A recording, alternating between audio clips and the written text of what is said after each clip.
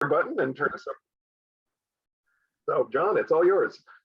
Scott, I'm going to encourage you to have an all-nighter, just out doing all the things you haven't been able to do. You're just giddy to escape that quarantine prison. Welcome back, everybody. I'm excited to be doing another one of these. We're going to pick up where we left off last time, and we talked about why I think it's a good idea that you have bottom lines and breaking points in your relationship. And we talked a bit about how to communicate those to your partner, how you guys can utilize those to actually make a stronger, better relationship versus having them always kind of lurking around the corner and not quite sure how they're going to come out. So we're going to look at the side today of what if you're the one who broke your relationship? What if you're the one who sent your partner over the edge? If you committed one of those deal-breaking behaviors. So first, how do you know if you're the one? How do you know if you broke it? And I would point you back to Stan Tatkin's idea of secure functioning relationships. Things like we're just, fair, equitable, we share everything. When one of us is in distress, the other drops everything and attends to that person. We keep each other primary. Things like that. If you want to find where he talks about those secure functioning principles more, his book Wired for Love talks about them quite a bit. But I would say a violation of any one of those to any degree is a relationship that if it's not broken yet, it's in trouble. Like if you're driving in your car and you speed over a speed bump and you hear something pop, you may still be able to drive the car, but you may not want to drive along as if everything was normal without getting that checked out and repaired. So it's important, I think, to very quickly assess what was broken and by whom. Because it matters that, gosh, I hate to say it this way, but that assignment of blame really matters because in order for things to heal, you have to very quickly move into roles that allow healing to happen. So I'll describe those roles briefly. We're just going to talk about the secret keeping or the offender side of things today, and we'll talk about the other part next time. So first, if you have been violated against, if the relationship has been broken not by you, the role you must take is to hold the line for what's required for re-entry back into the relationship by the partner who broke it. Simply put, that's a very difficult role. It's a lot of responsibility. And it may not be something you feel like doing, but it's necessary to apply that kind of leverage. Listen, as far as I'm concerned, this relationship is over unless you give me some good reasons why it shouldn't be. And those reasons need to be your behavior, not your theory. That's the spirit of the role that the person who has been hurt needs to be able to inhabit, or at least be able to make decisions coming from that place, because that's what provides leverage. The person who broke the relationship has shown through the process of breaking the relationship in that way that they do not think about you, and they do not think about both of you. They think about themselves. And it's important for both of you to understand that person, until they prove otherwise, is not to be trusted with decisions that mutually affect you. So for example, if our marriage is rocky and we need to talk through some issues, we'll understand that we don't fully rely on the perspective of the person who just, did this egregious offense against the relationship, because their perspective is in question. Their perceptions are in question. They've been living in a distorted way. These roles are meant to be temporary, not forevermore. By the way, I'll put that in here. This is the temporary reroute on the road so that things can be reconstructed and work better for longer. The role of the person who broke it. We'll break this down kind of piece by piece. First, it's important that you recognize what the real issue is. When it comes to sex addiction, infidelity, the issue really isn't sex, or it's not all sex. The issue is that you kept information from your partner that if they had known this information, it could have changed everything for them. Knowledge is power. The more we know about the person that we're with and what's going on with them, the more ability we have to really make informed choices about what happens in our life. So I would say that is more the general nature of the rupture, is you kept information from your partner that they needed to have so they could really be your partner. There is no partnership if one of you holds all the cards or holds the critical cards. You play all of your cards together every time. So recognizing that there's some dominoes that fall from there, and recognizing that the violation was keeping information. You can no longer keep information from your partner. That does not mean that you drive a confessional and you unburden all of your sins to your partner, whether they want it or not. That means when your partner asks you, what are you doing? What's on your phone? Who is that you were on the phone with? Where are you going to be going? What time will you be home? What did you think about this? What did you feel about that? What did this mean? You owe them an answer, and you owe that answer quickly and honestly. The faster you can be in a position of, listen, I recognize I kept things from you that I shouldn't have, that hurt you.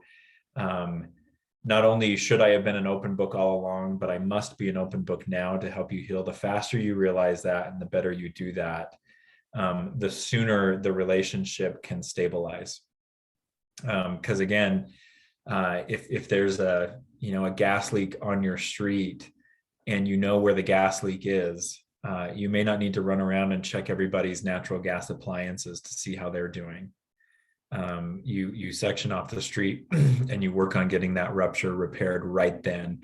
Then maybe you work down the line. It's the same way with this. I see couples do much better, much faster when the partner who breaks things recognizes that the real issue is they kept things from their partner they shouldn't have.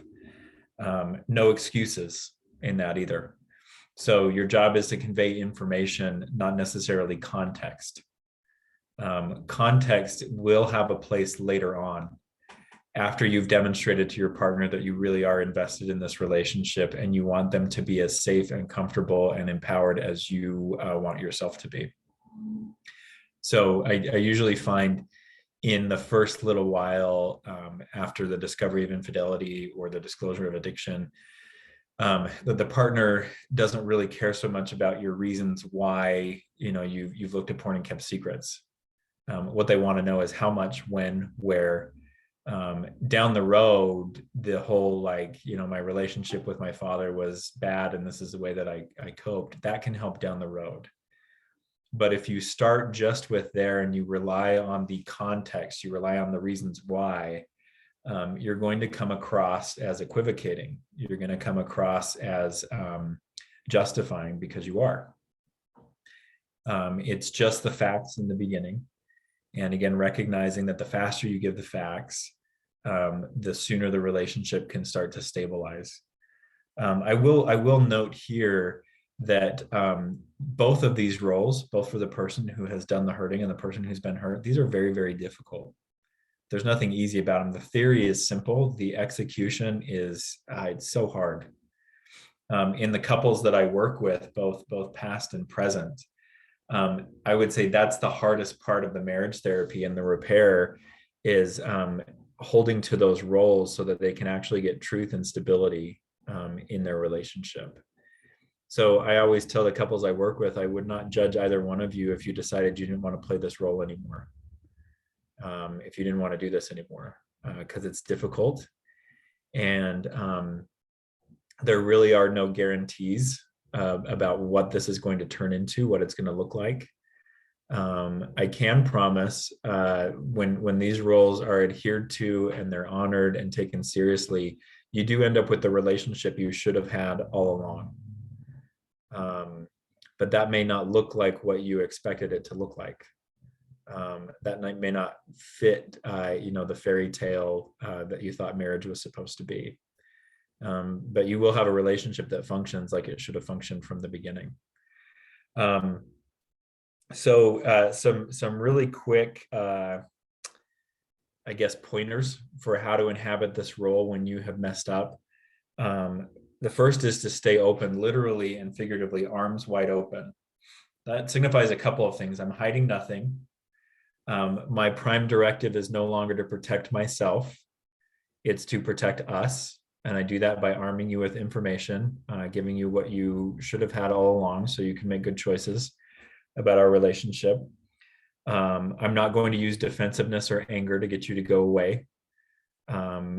In openness, we can also have space and we can take breaks. Listen, this is really difficult for me. I'm starting to feel myself shut down. I'm going to need to take a break. I'm going to need to go to a meeting. I'm going to need to call my sponsor. You can have openness even as you're stepping back to take care of yourself. So this isn't throwing yourself on the train tracks. This is laying down your weapons. The image comes to mind. I'm a fan of The Office, and there's an episode where the boss, who's an idiot, his name is Michael Scott. The documentary crew follows him to his improv class, and he's famous in his improv class for pulling a gun in every scene because he says there's nothing more exciting than a gun. And so he ruins every scene that he's in with this. And the teacher comes over to him and says, "Michael, I'm going to need all of your guns." And he hands him one, and the teacher says, "And all the rest of them too." And he does this. I mean, they're invisible, they're fake. And he does this whole like disarm from everywhere. That's the picture here. Openness is, I'm not coming in with any armaments. I'm not going to shoot anything else at you. I'm not going to hurt you any further through my missteps. The truth I may tell you may hurt, but that's a hurt that you've already had to deal with. That's not anything new I'm giving you. I'm helping you give it a name. Another part that helps you do your job, understand PTSD responses, particularly when it comes to betrayal trauma. I see this, my colleagues see this. If there is a betrayal in the primary relationship and that person is registering PTSD symptoms, they're remarkably similar, which means that the vast majority of us react in a very predictable way when we find out the person we've relied on most is unreliable. So learn what those are and watch for those. That can help in those moments when you are being open and honest genuinely, and your partner is still angry with you. You'll understand why they may ask questions over and over again. You may understand why at the receipt of new information, why they might sting you, why they might say mean things, why they might be protective, why they may want a lot of space. Again, this is short term. These are temporary roles to inhabit. So of course, this is not to excuse any hurtful behavior long term, but it's to understand if my partner could do better, they would right now. If they could give me more, they would. If they could be more calm, they would, but they can't. So understanding the role or understanding the PTSD responses and your role in causing those can help stay the perspective. It can help you to stay open. Understand too that your ambivalence will hurt things. So ambivalence means I have two minds about this. So one of the worst things that can happen in scenarios like this is if the partner who does the hurting then comes back to their spouse and says, if things aren't going to change, or if things don't change with you, I don't think I want this relationship. A flip in that power dynamic is one of the most damaging things that can happen to the relationship and the person who's been betrayed. You may have your doubts about staying. You may have your doubts about leaving. Don't ride the fence. Make a decision and commit to see it through to the end, even if you don't know what that's going to look like. So the decision to stay does not necessarily mean now my partner has to accept me and we're going to get a better relationship. It means I'm not going anywhere. And they may decide that they can't continue to do this with me, and I'll have to accept that. If you ride the fence on your ambivalence, you'll excuse your poor behavior.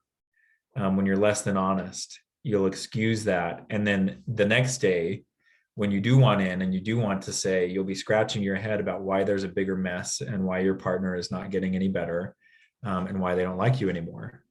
It's because you have not yet created a fixed target for them to calibrate to and zero in on. So watch for the ambivalence.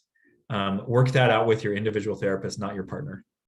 That I think can be cruel, to talk with your partner in the raw feelings that change from day to day, what you may feel about the relationship. And I will say here, it is okay for you to feel whatever you feel about the relationship, but if you want to give it a shot at healing, there are some feelings that you're going to give your partner a break from, and you're going to work on them individually, instead of laying them at your partner's feet. The last part I would say in being able to inhabit that role is let your partner decide the terms on which you come back to the relationship. This is not a negotiation. So your partner has every right to set terms for what they need in a partner, because again, remember what happened. You left the watch fire. You weren't there doing your job with them, protecting the relationship. And so they get to, and I tell couples who are in this situation, the betrayed spouse, I say, swing for the fences. Don't give the bare minimum. You're about to embark on some of the hardest work you've ever done. Make sure at the end of this, you're set up to get what you want. A lot of the folks I work with who do the betraying, they can get really discouraged because they see this as a test that they can't pass. I don't know the answers to this, or I'm not capable of this. A grade like in school, a letter grade is not the right metaphor here. It's more of an aptitude test. You can't fail an aptitude test. It just shows you what you may be good at and what you're not good at. So as the betrayed partner sets the terms for coming back into the relationship, instead of talking it through and trying to get the theory right, go to your actions. Get your actions right. Really, at this point, that's probably most of what your partner cares about. They may not care why you treat them well as much as they care that you do treat them well. They may not care where the respect is coming from, as long as they feel respected. The feelings can come later. We can get those in line later. So focus on your behavior. Focus on making that clear and consistent. And understand that if you're giving your partner a picture that does not instill hope in them, that's part of this process. Your partner's supposed to see the truth about you, and the truth about what you're willing to do in this relationship, what you're able to do in this relationship. Not a temporary, I can be your fantasy partner, I can be your everything, and I can never make you struggle or hurt again. You have to give them a clear picture of who you are, what you're willing to do for the relationship. So again, they can make the decisions that they need to make based on true and correct information that they have. So again, that's, even there, I could go on and on about this, but there's a snapshot there of what role you need to inhabit if you've broken the relationship. What's your best shot at being able to repair things? Thank you, Jon. It all sounds so simple, but I think we all know actually implementing this is so not simple. The theory is simple, and this is what I appreciate about what I've learned about this. The ideas are very, very simple. I think that's actually where the most difficult growth and work can come from, when what I'm focusing on is so clear. The behavior is hard. If you set this standard for yourself, you will end up making the changes that you need to make. If you set that standard for yourself, you hold yourself to it, you'll grow where you have to grow, you'll jettison what you have to jettison, but it's difficult. It's yeah. I see somebody raise their hand. We don't do that in the webinars, but please type your question into the Q&A feature and we'll get to it for you for sure. So I'm gonna lower your hand in a second, but I have a couple questions for you, Jon. So one of the things you said, you used the term rigorous honesty, which I always define it as telling the truth and telling it faster. And then maybe I talk about active truth telling versus passive truth telling, whereas you ask me one question and I give you the answer to that question and everything else related to that question, rather than just making you ask follow-ups and dig and pry.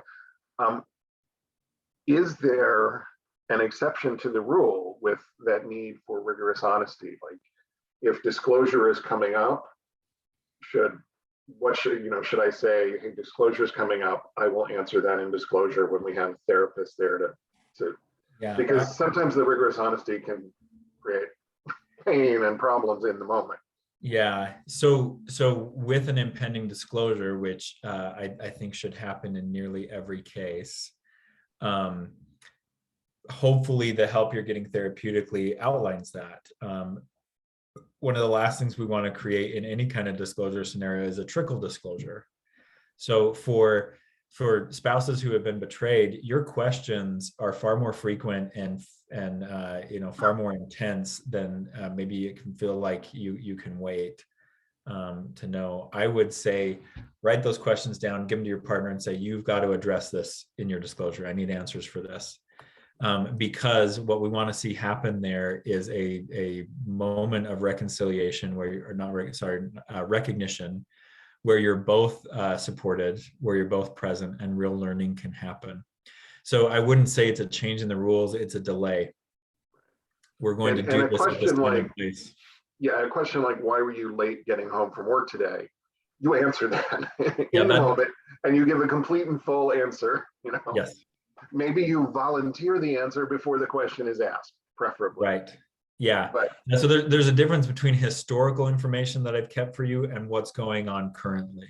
Yeah. I wouldn't recommend saving current information for the upcoming disclosure, because disclosure is not the moment that now we're honest with each other all the time. Disclosure is the ritual that prepares us to be honest with each other all the time.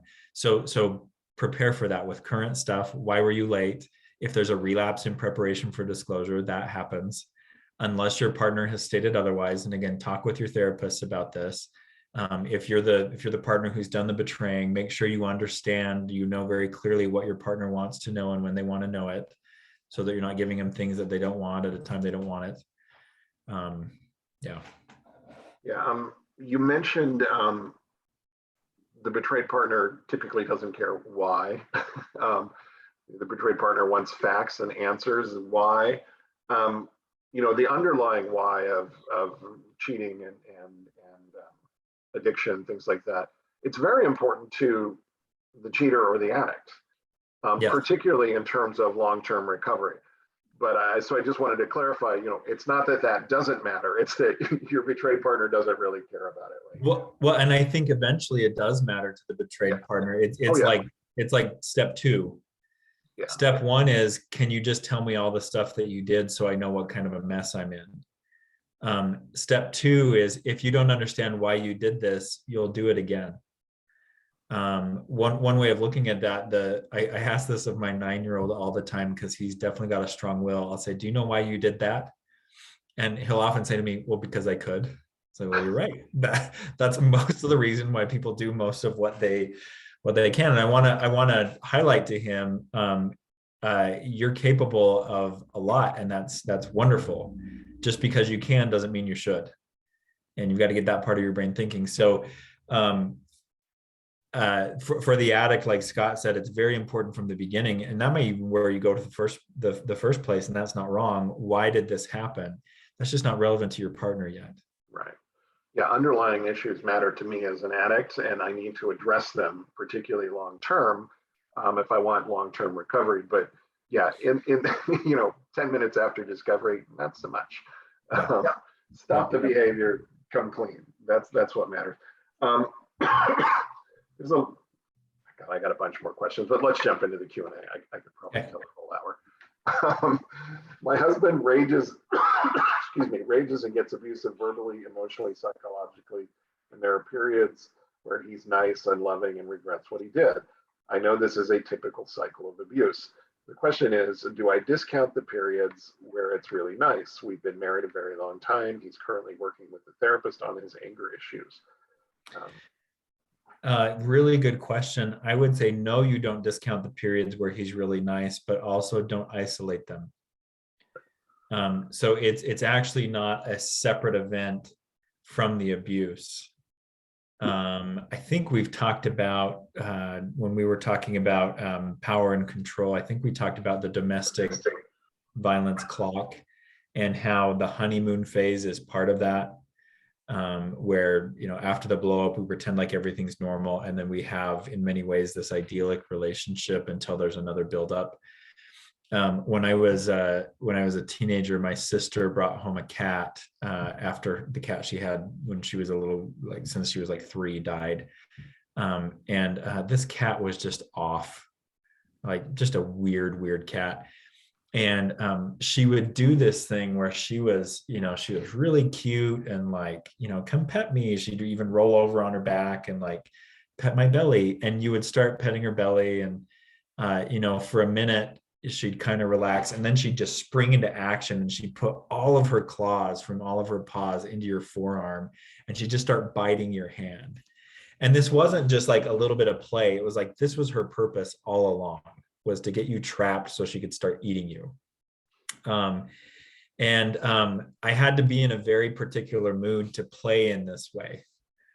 And I remember, you know, explaining to my now wife, but we were dating at the time, this is how the cat does it. Like, don't be surprised. And if you don't want to get bitten, don't get sucked in. This niceness right now, it's part of a cycle. It does show you what he could be capable of. Like, maybe he can be kind and thoughtful, but what you need to know is whether he can divorce that from the abuse. Does he need the guilt in order to get attentive?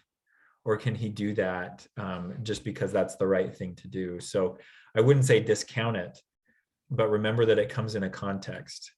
And as long as he's prone for the other shoe to drop, you'll understand that niceness differently.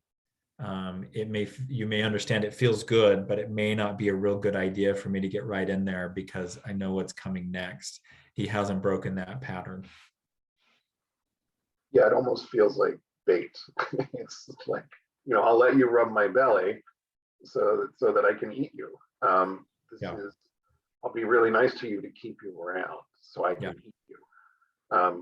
And you mentioned earlier, like, we're working for the relationship we should have had all along, which may not be the fairy tale we think we want.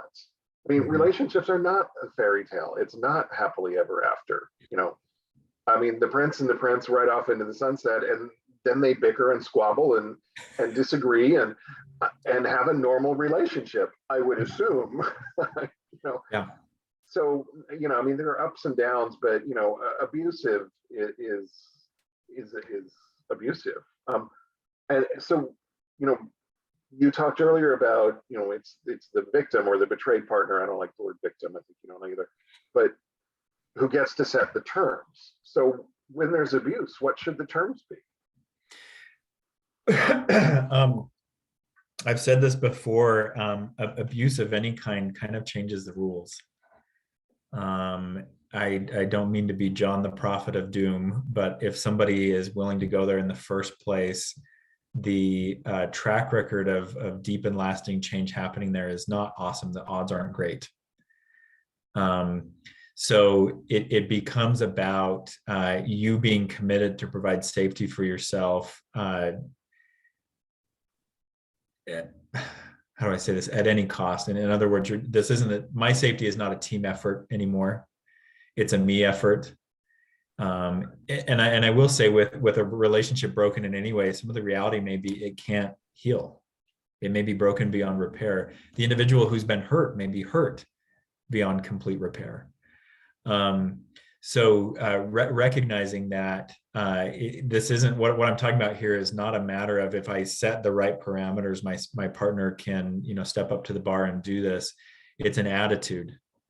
It's a role that you take on, a persona. I am in the driver's seat here when it comes to what happens in this relationship long term. It's up to me. Because again, my partner has shown that they're not invested in this. They're not careful with this. And until they show me otherwise, we don't have a partnership. So the boundaries have to, if you're going to be healthy and safe, the boundaries have to be up to you. You can ensure your safety no matter what your partner does. And that's where the rule is changed just a little bit. And it may be, I can't ever talk to you again because you've hurt me like this for the last time.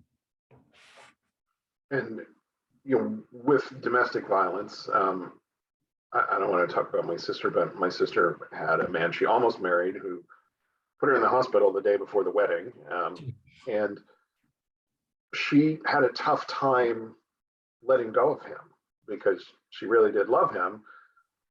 And she had to understand that the problem wasn't with her. The problem was with him. He had this cycle of violence. Yeah. And, he'd been through counseling. It was never going to change. And she finally had to set the terms to keep herself safe, which was, okay, I guess we're really done. But it was very hard. So when we talk about this is a hard thing to do, to set these terms and keep them, it is a hard thing to do. And like you said, abuse changes the rules. Yeah, it does. Okay, next question. Can you explain again why absolutes in response by the betrayer do not elicit encouragement nor security? I'm not quite sure what this is asking. So the person who wrote this, if you want to send some clarification, I'll answer what's making sense to me right now. Absolutes, for me as a therapist, absolutes are one of my first signs that we may not have truth on the table. Absolutes are never true. But so talking in terms of I will never do this again, or that didn't happen, or I've changed so much, it really discounts the reality that human beings do not hit the mark every time. If you want something to hit the mark every time, have a relationship with a robot. Human beings won't do it. Even a well-trained dog won't do it. So speaking in absolutes, making big promises, it doesn't elicit security because it's not based in truth. Being able to say things like, I will work on getting back in my integrity as fast as possible every time I slip out of it. That is more on the attainable side.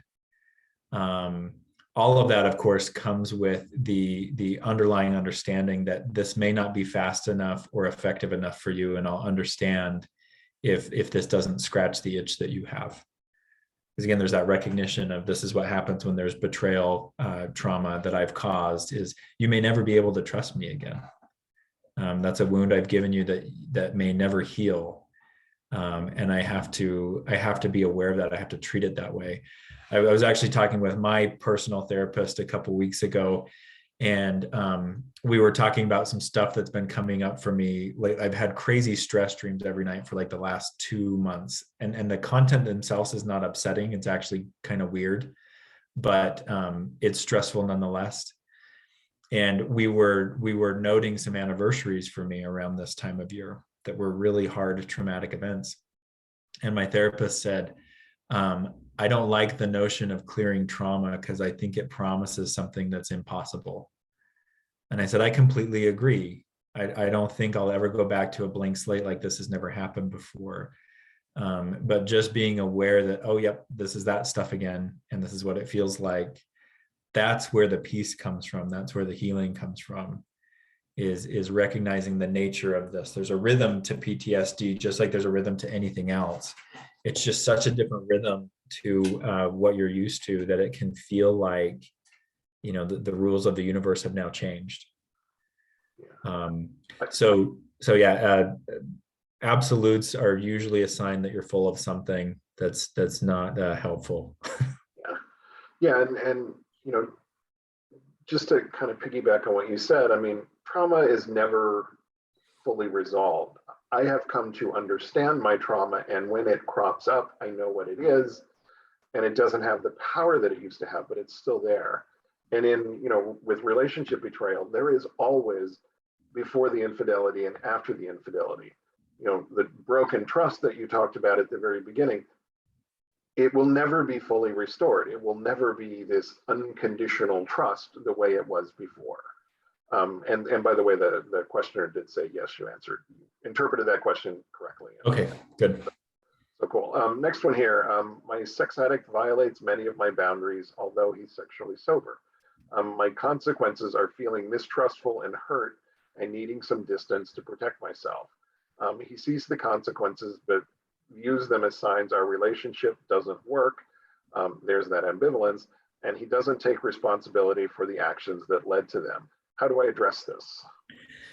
So again, there's a grounding in reality here, and I think it's a level of maturity. My first thought is, and I hope everybody who's on the call understands the spirit I say this in.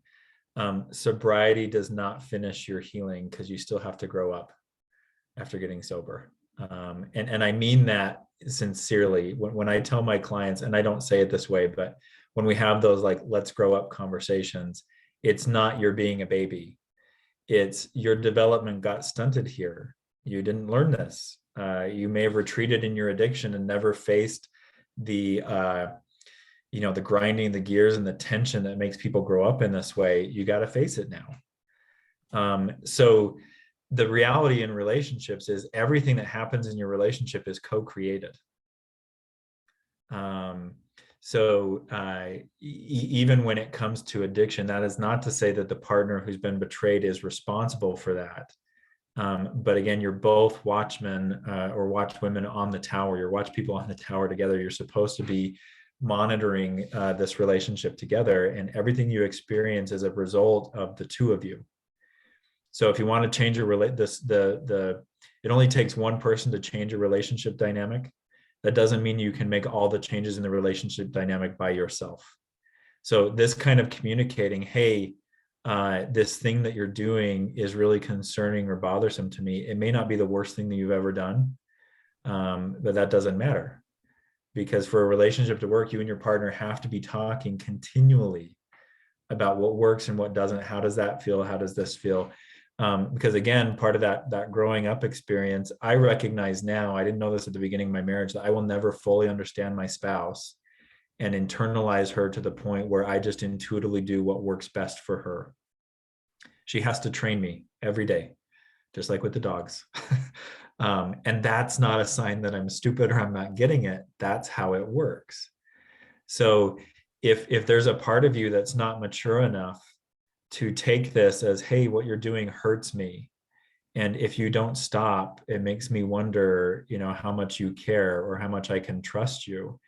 If you don't have the maturity to take that as feedback, and instead you're looking at it as, gosh, you always have a problem with me, again, you're not understanding what real relationships are.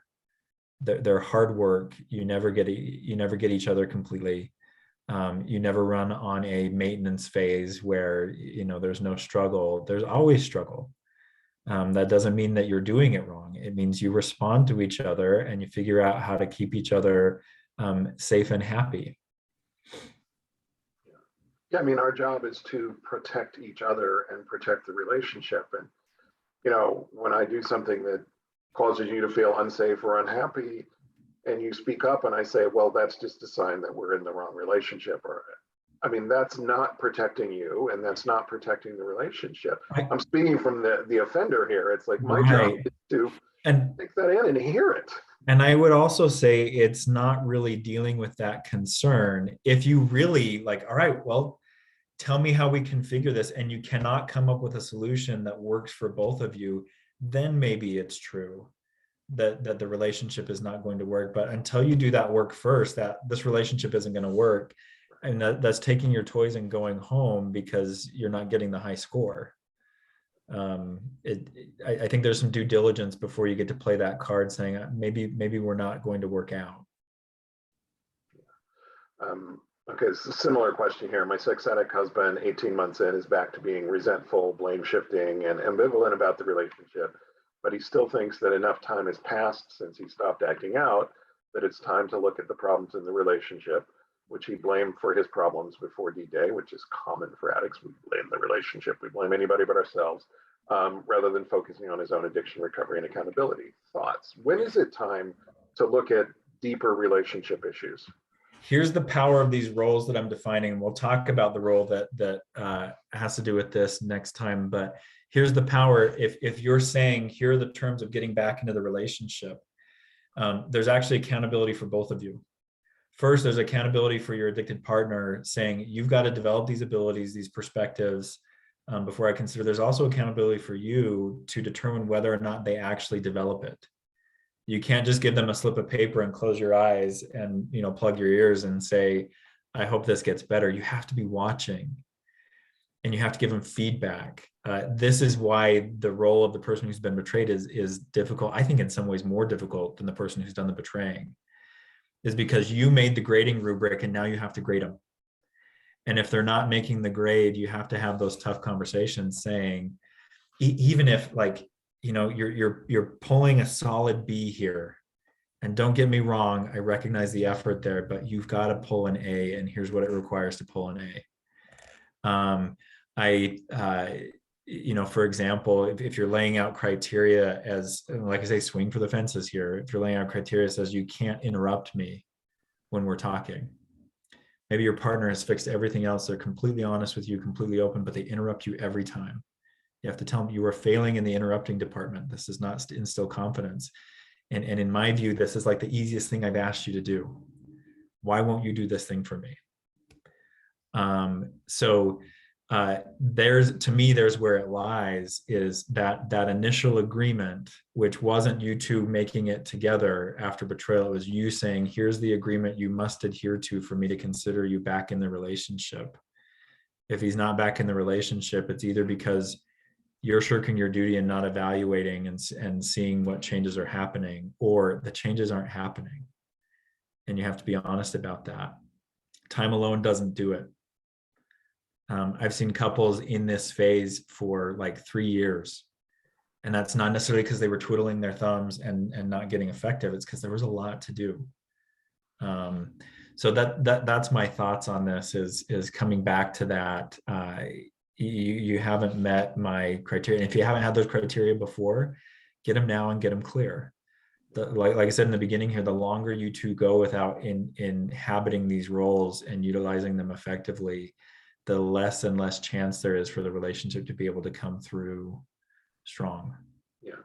And to me, the fact that he's being resentful and blaming and ambivalent in the relationship suggests that he's not holding up his end of the bargain. I mean, he's not even getting a B here.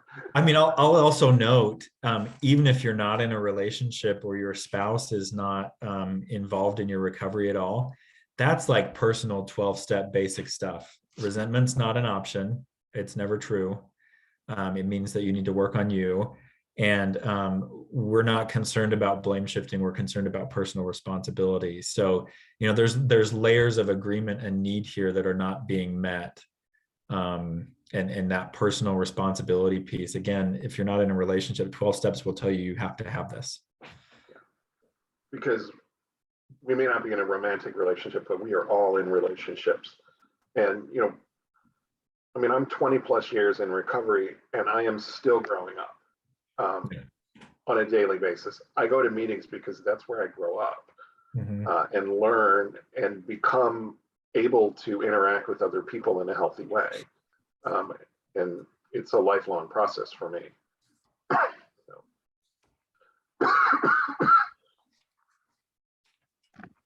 Sorry. I think you mentioned the hurt that it causes if the betrayer turns things around on the betrayed during relational recovery, telling her that if she does not change her behavior, the relationship is over. Or did I misunderstand that? This is the betrayer blaming the betrayed. Yeah, you didn't misunderstand that. That's a big old red flag. Absolutely. My husband is in recovery and has recently informed me that my reaction to his consistent rejection for years, and most recently the betrayal trauma behaviors I have, are coercive control and abusive, and he is not going to be able to stay in this relationship if I don't get myself healthy. Boy, we call that gaslighting. I've asked him to see my behaviors through the lens of betrayal and rejection and PTSD. Added the PTSD bit, but he only sees the insecurities and confusion I have as being abusive to him. This is killing my spirit and hurting me further. Do you have any suggestions in regards to what I can focus on to heal from this extra level of betrayal that I'm now feeling? That is just so painful. Yeah. You know, Scott brought up the term gaslighting, and I think that's probably, in terms of what you can do. That's it, is recognize the distortion there. If you're clear on where this comes from in the betrayal and the hurt. And I would also say, maybe this is going to be a bit controversial, I would also say, if you are a partner who's been betrayed, you should get to know what abuse looks like, and you should get to know what coercion and manipulation looks like, because the door is wide open to those when we're hurting. That's where that comes from, is we lose track of other people in relationships, and we allow ourselves and give ourselves a pass to do things that we normally wouldn't do. I'm not saying that happens every time, I'm saying it can happen. So you should learn what those limits are. And I think that's part of the accountability to the self, not to your partner who's betrayed you. That's part of the accountability to the self, is I'm going to set my line as I'm not going to do anything in this phase that I wouldn't tolerate in another relationship. I wouldn't tolerate receiving, and I wouldn't tolerate giving. So again, really difficult part of that role is you still can't violate basic secure functioning principles. So I'd say that's where your work is not saying, oh, he's right, I'm doing this. It's ask yourself, do I know where the lines are? Do I know what out of control anger is for me? Because I'll say, in healing PTSD, just being full of rage and out of control, that's not what heals. Feeling it and recognizing it's there, it's a first step, but then there's other things to do with it. And stay focused on your own process there. There's a lot being communicated. This is, I call this report card day. The report card's coming in and the grades don't look good. There's a reality to deal with there. There may not be much you can do for him. And I hear that in the question. You're not thinking, what can I do for my partner? You're saying, what can I do for myself? It's exactly where the focus ought to be. So reorient to your reality. Make sure you're not losing touch with that. Based on what he's saying, that kind of move is meant to be destabilizing. It's meant to be confusing. So protect yourself and so that you don't get confused and off track with what you need. Yeah, I mean, I use the word gaslighting. Gaslighting is generally regarded as a form of abuse. It's psychological abuse. Yeah. And as Jon said earlier, it changes the rules. Now it's about you protecting yourself. And you said, this is killing my spirit. And that is what happens. It's painful to read those words. Yeah. And that's what happens with gaslighting and this type of behavior. And you're going to have to back away and get a support network where you can reality check. Get a support group of betrayed women and say, this is what he's telling me. Am I crazy? Is he right? Am I, and you're going to have to learn how to reality check with people who support you, because he's not supporting you right now. And you're going to have to learn to trust your gut, and your gut's telling you, I mean, what he's doing, but the fact that it's killing your spirit is, it's getting inside, and it shouldn't. I feel a lot of pain for you, and I'm pulling for you. So, okay, regarding abuse, besides for sex addiction, my husband physically abused the kids, surprisingly not me. And since D-Day, he's kept his hands off the kids along with being sober. He had one slip last week. Why are you saying abuse is a different story? I feel people can stop abuse when working the steps. This is a very good question. So go ahead, Jon. There are certain types of cancer with a very bleak prognosis. If you've been diagnosed with this, you're going to have a painful death pretty soon. And there are people who are diagnosed with that who live happy lives and go into complete remission. What I'm talking about here is prognosis. That there are always exceptions to everything. There are always outliers to everything. I'm so happy for you that you are by all appearances here, you're having one of those experiences. That does not make it true all the way around. And this is part of, my job as a mental health therapist is not just to be comforting and supportive. That's an important part of it, but to also help people hold with reality. And the reason why I say the chances are slim, don't count on it changing, is because it would not be ethical or real for me to instill false hope saying people heal from this all the time, because they don't. That doesn't mean that some people don't heal some of the time. It just means if there's a 1% chance that this changes, I'm not going to focus you on the 1% chance. The odds just are not in your favor. Again, if that happens for you, I'm genuinely happy and I'm glad that you're one of those exceptions. But that's why I say it's a different story, and abuse is very, very difficult, if not impossible, to stop, because by and large, that's what we see. And there's a condition in here when people work the steps. That may be true, that people may have a better chance at stopping that when they work the steps and things like that. But there's a big if there, is if they'll do it. And again, that can be very, very hard to get someone who's abusive out of that mindset. Again, thank goodness, it sounds like your spouse here had an awakening moment. I don't know if he was scared or jarred or what enough to change that. Again, thank goodness. But there's a lot of things that I don't think happen to everybody or presented to everybody in that situation to allow what happened to your husband to happen. So that's why I talk about it that way. There's this song by the Avett brothers, A-V-E-T-T brothers, who are clearly in recovery, called True Sadness. And there's a line in there that says, I've seen the program make men out of monsters. And I have seen the program make men out of monsters. It can happen. Yeah. Great. And if he's doing the work, people can change their behavior permanently, but it's hard. And you got to do a lot of work. And the 12 steps and therapy, anger management therapy, along with addiction therapy.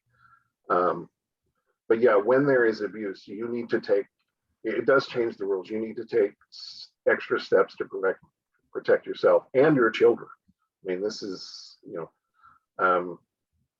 so yeah, but if he can make a comeback and become, a good man, great. We are out of time and we got a whole bunch of questions left.